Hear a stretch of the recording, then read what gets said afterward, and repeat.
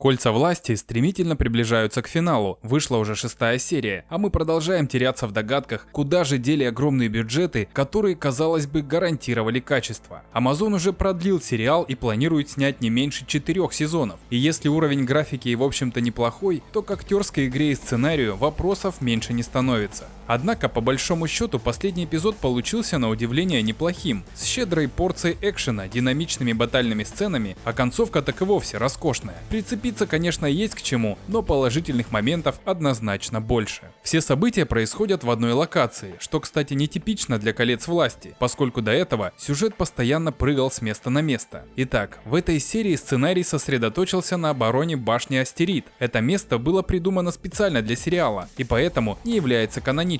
Но, судя по картам, находится неподалеку от Тирхарада и Хордерна. Мы, конечно же, привыкли считать, что орки по умолчанию отрицательные персонажи, но в этой серии они, наверное, впервые показаны как отдельная раса со своей мотивацией. Из вдохновляющей речи Адара становится понятно, что ранее орки находились в положении рабов и не имели какого-то постоянного обиталища. Да, уже в третьей эпохе у них появится целое государство на юго-востоке Средиземья. Сейчас же они только начинают путь под предводительством падшего эльфа. Если ранее в фильмах Питера Джексона мы видели только подобие военной иерархии у орков, были некие командиры, разведчики и патрульные, здесь же Адар называет орков братством, объединенным общей идеей. Они действительно готовы сражаться друг за друга и в чем-то даже начинают вызывать понимание зрителей и симпатию. Чего не скажешь о людях в башне. Центральные персонажи Бронвин и Арандир, конечно, стараются тащить эту сюжетную ветку на себе, но из остальных обитателей деревни не запоминается ни один. Разве что Уолдрак хоть как-то выделялся на фоне серой массы крестьян, но он, как мы знаем, примкнул к Адару. Нас ждет еще одно испытание. Первая стычка с орками выглядит не то чтобы особенно реалистично. Арандир в одиночку отстреливается от орков и блокирует их дальнейшее передвижение, обрушив старую башню. Мое предположение в прошлом видео оказалось верным. Правда, выглядела эта сцена довольно странно, ведь получается, что такое монументальное строение держалось на каких-то жгутах и прищепках. Один точный выстрел и башня посыпалась как лего. Учитывая, что эльфы патрулировали эту местность долгие годы, Арандир в принципе мог знать, как устроена сторожевая башня и все ее уязвимые места. Правда, я почему-то подумал, что селяне также будут участвовать в хитром плане и как-то постараются ради собственного спасения. Можно сказать, что эта сцена немного клиширована. Орки довольно глупо плотничком набились в башню, очевидно, чтобы их было удобнее жечь, а камни с башни покатились именно туда, куда нужно, чтобы дать людям передышку до следующего заката. Кстати, вы заметили, что когда селяне наблюдают за тем, как горящие камни обрушиваются на полчища орков, вся эта сцена очень напоминает извержение вулкана. Не знаю, было ли это намеренная отсылка к дальнейшим событиям или же просто совпадение, но кадр очень интересный. Впрочем, выглядит все более чем эффектно. Музыка, наконец, не просто идет фоном, а именно что дополняет атмосферу. Ну и добро одержало свою маленькую победу над злом. Итак, люди возвращаются в деревню как минимум потому, что там есть запасы провизии, возможно, какое-то оружие, да и банально им больше некуда идти. Не знаю, есть ли поблизости еще человеческие поселения, и если да, то почему было бы не уйти туда или хотя бы отправить гонцов за подмогой? Также не совсем понятно, как все люди оказались с той стороны, откуда по логике вещей шли орки. Они ведь, получается, заблаговременно вышли как раз по этому же маршруту, но каким-то чудом их никто не заметил. Повествование ненадолго переносит нас на корабль с нуминорцами, и Галадриэль, видимо, так не терпится сразиться со злом, что доспехи она не снимает даже ночью. Корабли, судя по всему, подгоняются какой-то магией, потому что иначе непонятно, как они планируют добраться до Средиземья, высадиться и доскакать до деревни. И также вот еще что интересно, как на маленьких кораблях уместились столько человек и, что немаловажно, их лошади. В сцене, когда Исильдур делится яблоком с Бериком, показано не больше 8-10 скакунов, а воинов, если мне не изменяет память, отправлено около 500.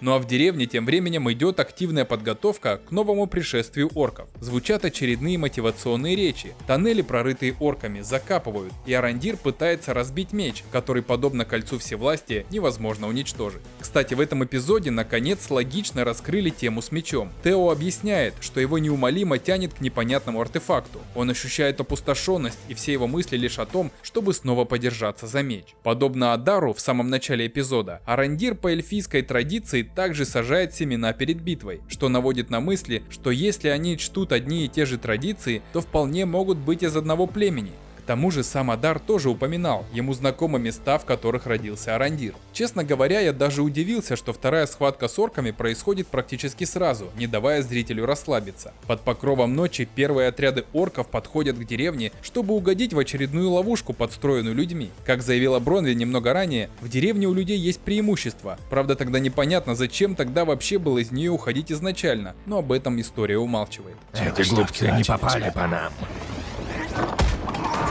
Справедливости ради отмечу, что вопреки закону жанра, в котором добро обязательно должно побеждать, орки не самоубились об людей, вооруженных палками и факелами, и часть селян все же погибла, на чем сценаристы сделали явный акцент. Гибнет, правда, в основном никому неизвестная массовка, но после маневра с подожженными тележками ситуация выравнивается, и южанам во главе с Арандиром и Бронвин удается одержать победу. Правда, вот специально выживший для этого орк раскрывает главную интригу серии. Большая часть из побежденных орков — это переодетые односельчане южан, которых отправили, так сказать, на разведку. В принципе, можно было догадаться и раньше, если обратить внимание, что с части орков во время боя текла красная кровь, в то время как орк, с которым боролся Арандир, старательно заливал его черной, орочьей.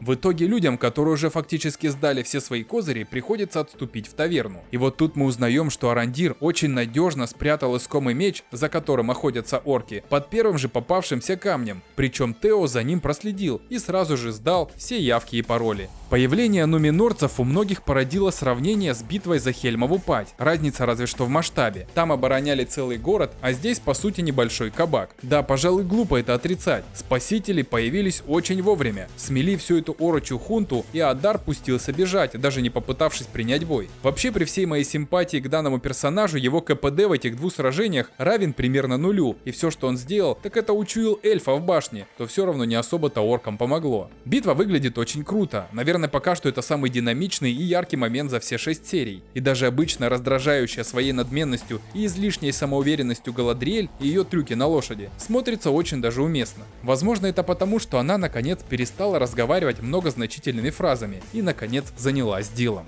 Во время погони за Адаром Галадриэль говорит фразу «Норолим» своей лошади. С Синдарина в данном контексте эта фраза переводится как «скачи быстрее». Это отсылка на 12 главу первой книги «Властелина колец» «Бегство к Броду», где Гларфиндель, пытаясь спасти Фродо от Назгул и поскорее добраться до Ривенделла, говорит те же слова своему коню Асфалоту. В адаптации «Братства кольца» от Питера Джексона эту же фразу говорит Арвин. Довольно забавно выглядит момент, в котором подоспевший Халбранд сбивает Адара с лошади, а Галадриэль, не сбавляя темп, проносится мимо и возвращается только спустя несколько минут. В какой-то момент мне показалось, что Адар все же узнает Халбранда, и нам покажут что-то очень важное, раскрывающее обоих персонажей, но этого не случилось. Далее в ходе допроса мы узнаем еще немного о предводителе орков, который, к слову, утверждает, что он убил Саурона. Когда-то он действительно был эльфом, одним из тех, которые вскоре после пробуждения попали в руки темного властелина. Теперь же он представляется отцом орков и знает каждого из своих детей поименно, утверждая, что они также достойны иметь дом. Интересно, что тема происхождения орков в Средиземье до сих пор является одной из самых обсуждаемых, так как сам Толкин несколько раз менял ее и вроде бы пришел к окончательному варианту, но при этом предыдущие теории также остаются не лишенными права на существование и имеют своих поклонников. Однако через персонажа Адара сценаристы закрывают все эти вопросы, утверждая, что в этой версии Легендариума Моргот действительно похищал одиноких эльфов и с помощью пыток и черной магии извращал их сущность, придавая уродливую внешность и злобный нрав.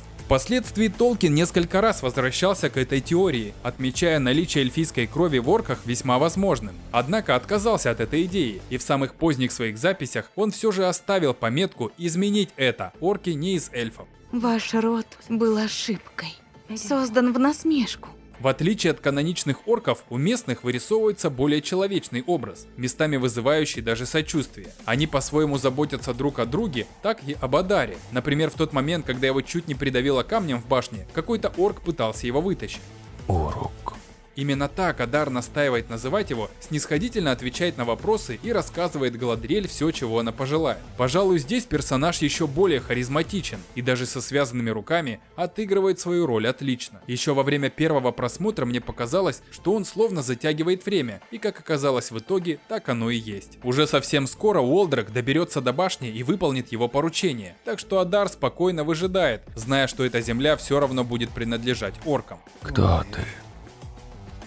А вот Халбрандом он напротив очень заинтересован, и мне кажется, что здесь интрига не в том, что Адар и его детишки где-то там лично насолили Халбранду и его семье, хотя логически вывод напрашивается именно такой. Возможно, это и вовсе ложь, и парень вообще не тот, за кого себя выдает. Ну и как ни крути, он все же самый явный кандидат на роль главного злодея, как бы на него не лепили маску Арагорна, обещанного короля. Если хорошо подумать и принять на веру то, что Адар действительно убил Саурона, на это тоже, знаете ли, можно крепко обидеться. Плюс ко всему, как мы поняли, Адар в своем роде предатель и повел за собой орков, которые использовали Сауроном как расходный материал. Так что эта сюжетная линия вызывает у меня лично, пожалуй, самый горячий интерес. Странно, что никому не приходит в голову проверить сверток, чтобы убедиться, что меч на месте. Галадриэль вытерла об него кинжал, даже не заглядывая внутрь. Арандир, который уже неоднократно держал рукоять в руках, также не замечает подвоха. Возможно, физика нашего мира неприменима к миру Средиземья от Амазон, но насколько мне известно, понятие баланса там точно должно быть. Как-то же они куют мечи. А топорик с деревянной ручкой явно отличается по ощущениям в руке, в какие тряпки его не замотай.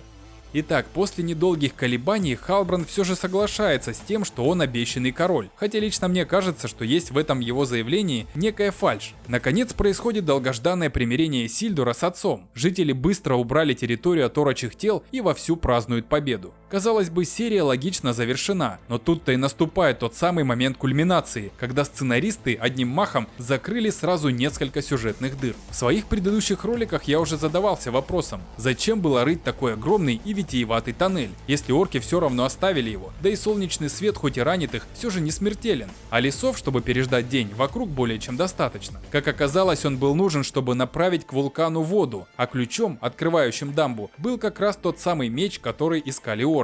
Да уж, на долю жителей этой деревни выпало максимальное количество неприятностей за один эпизод, и вишенкой на торте стало извержение вулкана. Очень вероятно, что мы увидели рождение той самой роковой горы, где и были выкованы кольца власти. Что ж, вполне логично, и кажется, сериал наконец завернул в нужном направлении. В конце концов, пора бы и прояснить ситуацию с самими кольцами. Куда подевался Тео и почему Галадриэль в последних кадрах поглотил едкий дым, эти вопросы пока остаются без ответа, как и многие другие. Но, кстати, о нераскрытых вопросах. В бонусных материалах и по сообщению издателей Screen Rant, к концу сезона «Колец власти» появилась информация о личности 3 таинственных жриц, появившихся в 5-м эпизоде шоу. Сообщается, что они являются представителями другой расы людей, упоминавшейся в текстах Толкина, и известны под прозвищами Обитатель, Кочевник и Отшельник. Авторы портала The One Ring, который в последнее время сотрудничают с Amazon, рассказали, что эти личности являются ведьмами или культистками Моргота из Руна. И да, как оказалось, они все женщины. Также на портале есть интересная информация, что появление культисток Руна служит веским аргументом в пользу того, что незнакомец из Метеорита может являться одним из синих магов, Паланда, помогающим Востоку, который пытается найти Алатара, убивающего тьму. В принципе, эта теория вполне укладывается в канон, так как синие маги и правда прибыли в Средиземье еще во 2-й эпохе, в то время как Гэндальф только в 3-й, но, как говорится, поживем увидим. Если это действительно так, то безусловно приятно, что создатели все же стараются делать отсылки к оригинальным текстам и трилогии Питера Джексона, которая тоже уже общепринято считается каноном. Не всегда это получается изящно, как, например, непонятно, зачем была введена в сюжет история с Сильмарилем, и заявлено, что Мифрил якобы произошел именно от него. Но какие-то моменты, вроде битвы с орками, все же отдаленно напоминают то Средиземье, которое мы так ждали. А на этом у меня все. Если вам понравился этот ролик, не забудьте оценить его, подписаться на канал и нажать на колокольчик. Для меня ваша активность – это лучшая награда. Спасибо за внимание. Скоро увидимся. Пока.